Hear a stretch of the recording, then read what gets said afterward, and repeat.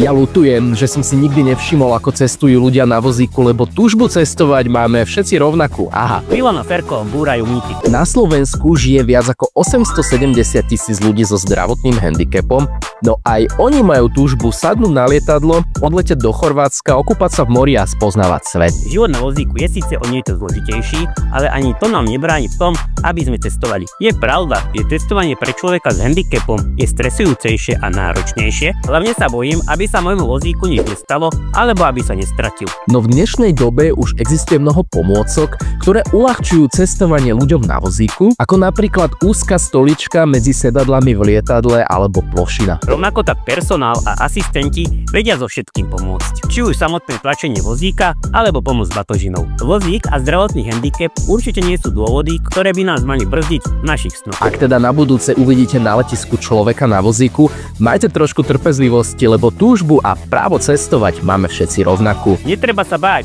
vykročiť do neznáma a cestujte.